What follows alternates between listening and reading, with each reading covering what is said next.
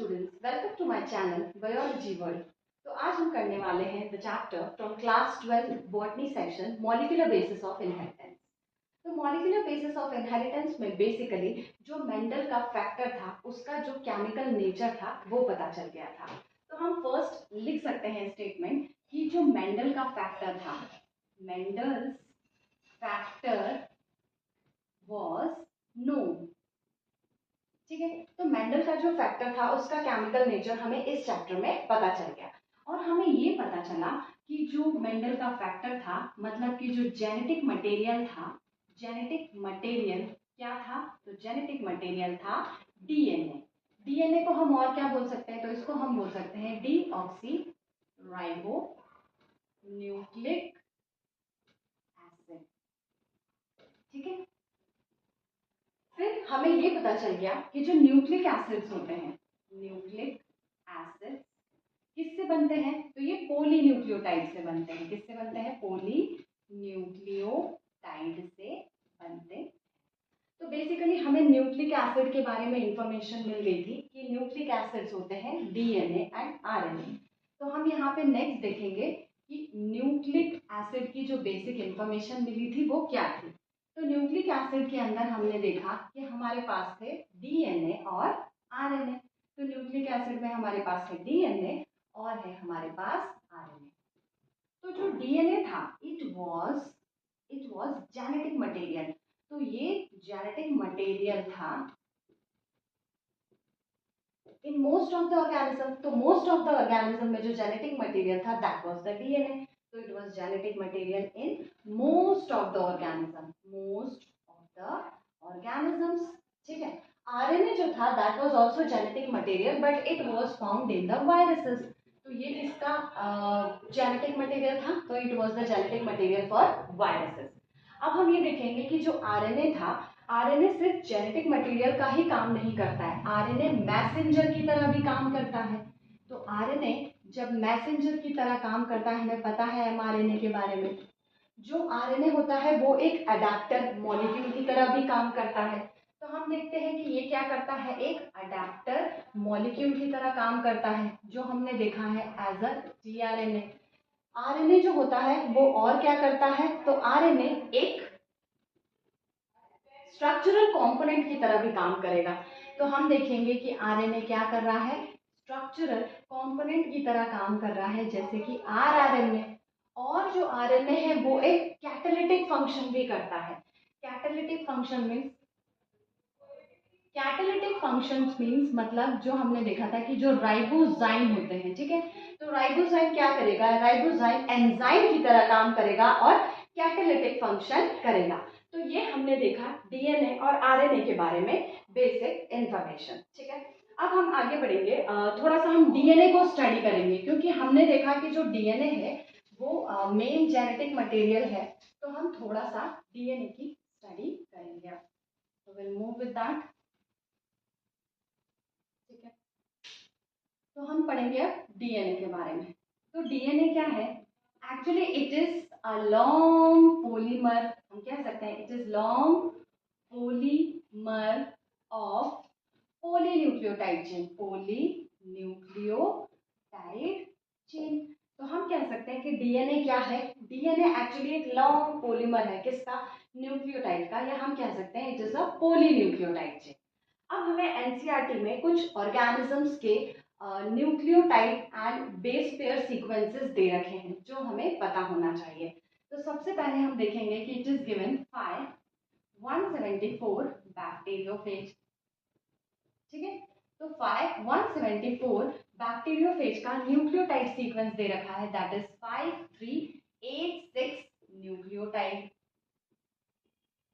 ठीक है, नेक्स्ट हमको दे रखा है बैक्टीरियोफेज लैम्डा,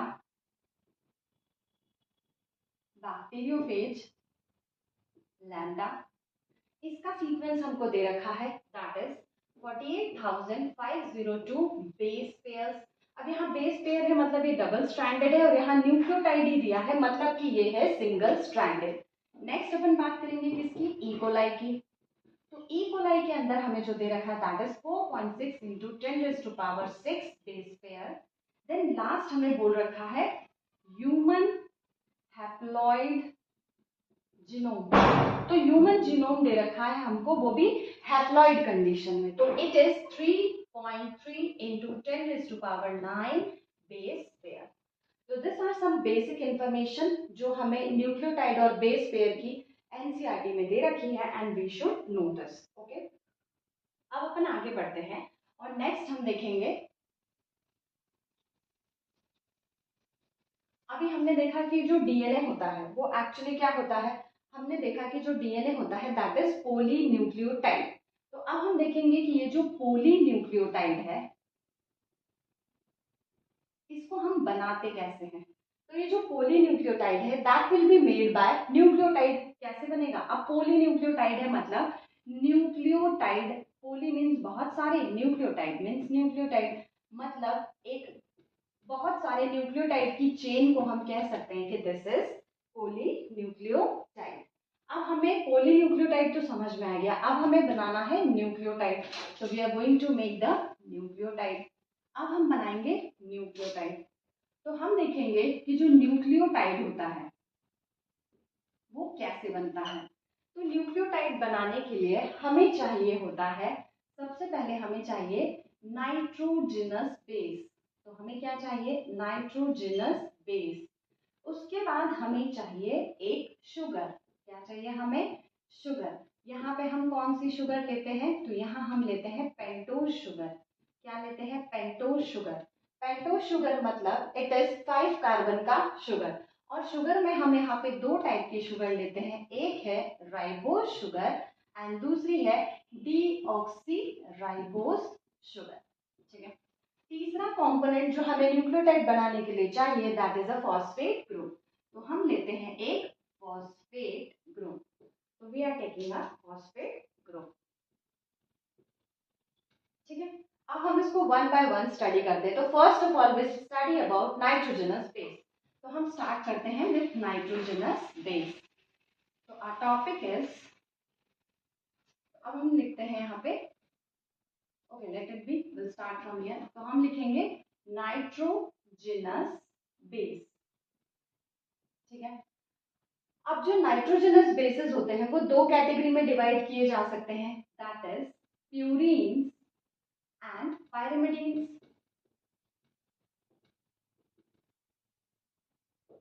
ओके, अब जो प्यूरीन्स होते हैं they are double cyclic structure, मतलब ये डबल रिंग स्ट्रक्चर्स होते हैं, और जो पायरिमिडीन्स होते हैं they are single ring structure. Purine के अंदर हमारे पास है एडेनिन, प्यूरीन में हमारे पास है एडेनिन एंड है ग्वानिन, और पिरिमिडीन में हमारे पास है साइटोसिन, देन है हमारे पास थाइमीन, देन है हमारे पास यूरासिल। अब जो यूरासिल होता है वो हमें मिलता है सिर्फ और सिर्फ आरएनए में, और जो थाइमिन होता है वो हमें मिलता है सिर्फ और सिर्फ डीएनए में, और जो साइटोसिन होता है वो हमें दोनों में मिलता है, मतलब डीएनए में भी मिलेगा एंड आरएनए में भी मिलेगा। तो this is about the nitrogenous base.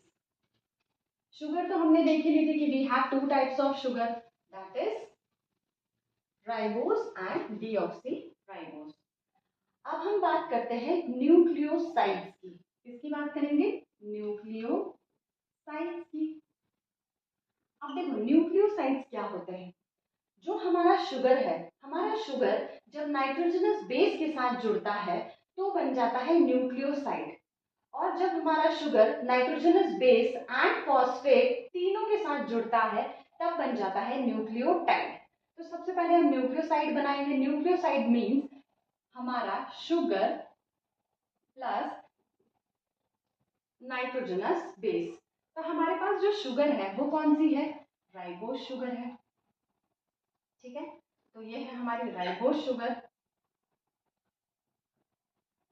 तो यहाँ पे हमने क्या किया कि इसके पहले कार्बन पे हमने जोड़ दिया नाइट्रोजनस बेस। तो यहाँ पे हमने नाइट्रोजनस बेस जोड़ दिया।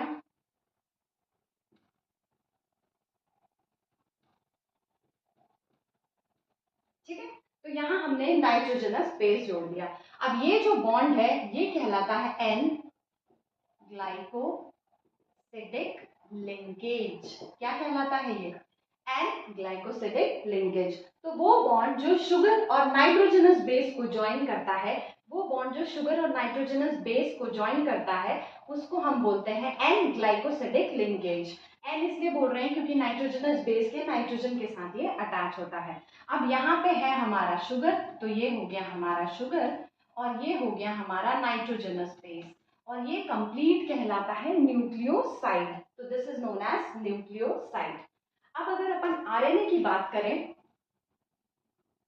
तो न्यूक्लियोसाइड्स क्या हो जाते हैं, इनका नाम अलग हो जाता है। जैसे कि एडेनिन है तो वो नाइट्रोजनस बेस है, तो न्यूक्लियोसाइड अगर एडेनिन ही एक न्यूक्लियोसाइड बनाएगा, एडेनिन शुगर के साथ अटैच हो रहा है, तो उसके न्यूक्लियोसाइड का क्या नाम होगा, तो वो हम देखते हैं। तो जो न्यूक्लियोसाइड होगा जो एडेनिन से बनेगा दैट विल बी एडिनोसिन, फिर हो जाएगा गुआनोसिन, देन एडिनोसिन, एडिनोसिन हो जाएगा, गुआनोसिन हो जाएगा, देन हो जाएगा हमारे पास साइटिडिन, देन हो जाएगा यूरिडिन। ओके, तो हमारे पास हो जाएगा adenosine, guanosine, cytosine and uridine. तो ये तो हमने बात कर ली किसके साथ, ये हमने बात कर ली आरएनए के साथ। अब अगर हमारे पास डीएनए के साथ होता है तो उस कंडीशन में क्या चीजें हो जाएंगी। तो अगर डीएनए के साथ होता है, डीएनए के साथ हमको क्या बनाना है, न्यूक्लियोसाइड्स बनाना है। तो ये हो जाएगा डीऑक्सी एडिनोसिन, देन हो जाएगा डीऑक्सी गुआनोसिन, देन हो जाएगा डीऑक्सी थाइमिडिन, देन हो जाएगा डीऑक्सी साइटिडिन। ओके, तो ये क्या हो गए हमारे, ये हो गए हैं हमारे सारे न्यूक्लियोसाइड्स। ये क्या हो गए हमारे न्यूक्लियोसाइड्स। अब हम बात करेंगे न्यूक्लियोटाइड की। किसकी बात करेंगे हम, nucleotide.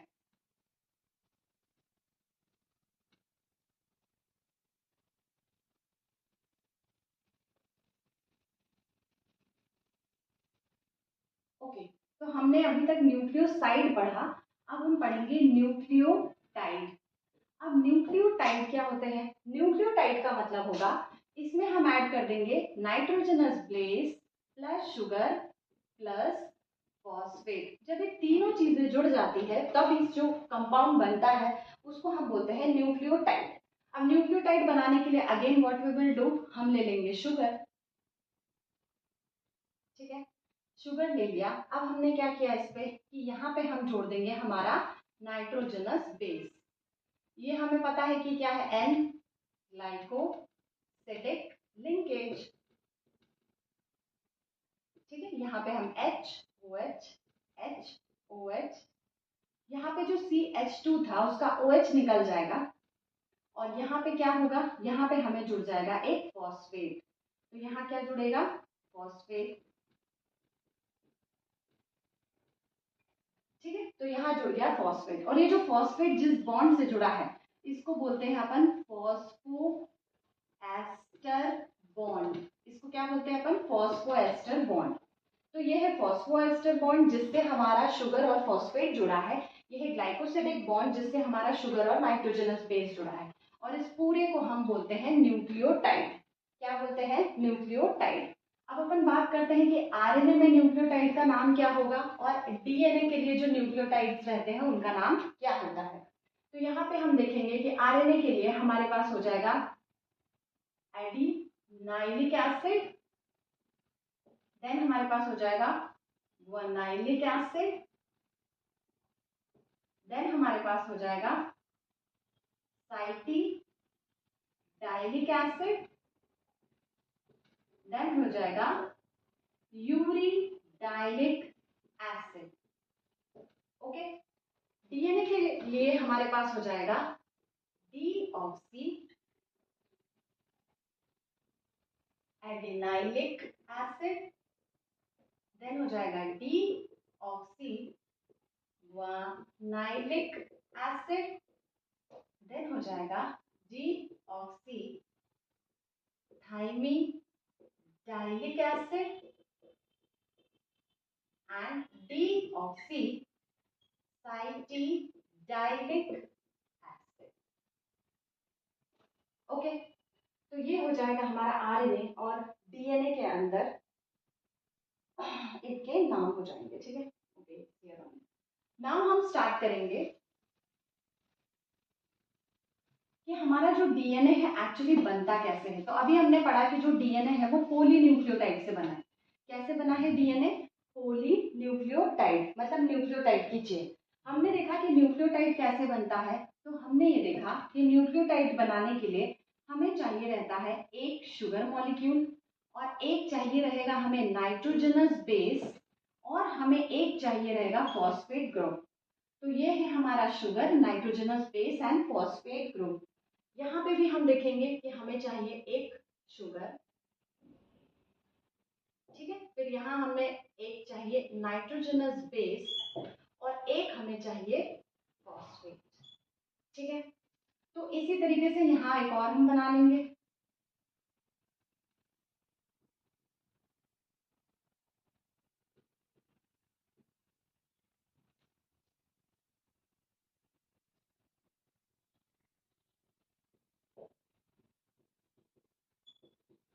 So let me make one more.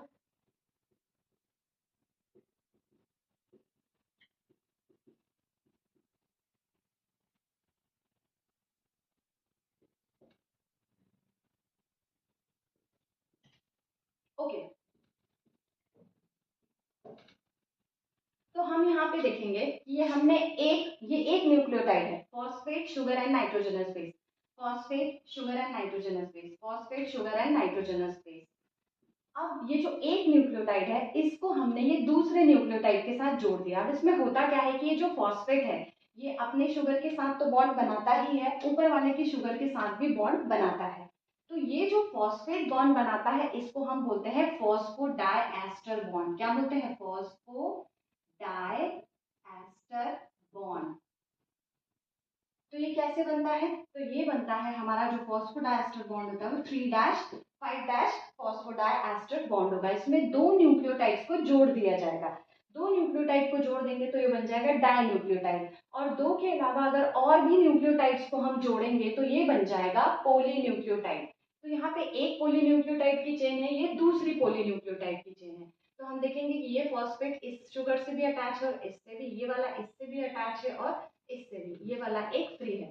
तो हम देखेंगे कि ये जो दो पॉलीन्यूक्लियोटाइड चेन होती है इसमें फॉस्फेट में एक 5' फॉस्फेट ग्रुप, एक पॉलीन्यूक्लियोटाइड की जो चेन है इसमें फ्री रहेगा, और यहाँ पे इसके अंदर 3' OH ग्रुप फ्री रहता है, ठीक है। तो यहाँ पे 3' OH ग्रुप फ्री रहेगा। यहाँ पे फिर हम देखेंगे कि यहाँ पे हमें क्या फ्री मिलेगा, तो यहाँ पे हमें फ्री मिलेगा 3' OH ग्रुप फ्री मिलेगा, और यहाँ पे फिर हमें एक phosphate group 5' phosphate group free मिलेगा, ठीक है।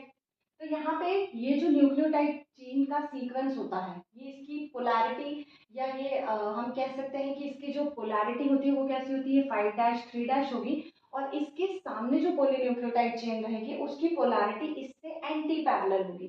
तो अगर ये 5' 3' है तो ये 3' 5' होगा, ठीक है। अब ये जो दोनों पॉलीन्यूक्लियोटाइड चेन है इनके नाइट्रोजनस बेस आपस में अटैच रहते हैं। तो जो एडेनिन है वो थाइमिन से अटैच होगा, जो ग्वानिन है वो साइटोसिन से अटैच होगा, और एडेनिन और थाइमिन के बीच में 2 हाइड्रोजन बॉन्ड्स होंगे, एंड ग्वानिन एंड साइटोसिन के बीच में 3 हाइड्रोजन बॉन्ड्स होंगे। और ये हाइड्रोजन बॉन्ड क्या करते हैं, ये हाइड्रोजन बॉन्ड दोनों ही चेन्स को पकड़ के रखते हैं। तो यहाँ पे हम ये अंडरस्टैंड कर सकते हैं कि जो हमारा पॉलीन्यूक्लियोटाइड चेन है उसके अंदर जो बैकबोन है वो कौन है, तो बैकबोन का काम कौन कर रहा है, बैकबोन का काम कर रहे हैं शुगर एंड फॉस्फेट। तो शुगर एंड फॉस्फेट बैकबोन का काम कर रहे हैं, और जो नाइट्रोजनस बेसेस हैं, जो नाइट्रोजनस बेसेस है वो प्रोट्यूट होके हाइड्रोजन बॉन्ड बना रहे हैं। तो नाइट्रोजनस बेस क्या कर रहे हैं, प्रोट्यूट होके हाइड्रोजन बॉन्ड बना रहे हैं, ठीक है। तो प्रोट्यूट होके क्या बना रहे हैं, ये लोग हाइड्रोजन बॉन्ड बना रहे हैं, ठीक। और ये जो न्यूक्लियोटाइड है ये आपस में कैसे अटैच रहते हैं, तो ये 3' 5' फॉस्फोडाइएस्टर बॉन्ड से अटैच रहते हैं, ठीक है। तो इसमें हम देखेंगे कि 3' 5' बॉन्ड से ये अटैच रहते हैं, मतलब 2 न्यूक्लियोटाइड इस तरीके से ज्वाइन रहते हैं। तो आज हमने बेसिक न्यूक्लियोटाइड्स के बारे में समझा, कल हम डीएनए की डिटेल क्लास में स्टडी करेंगे। Thank you so much.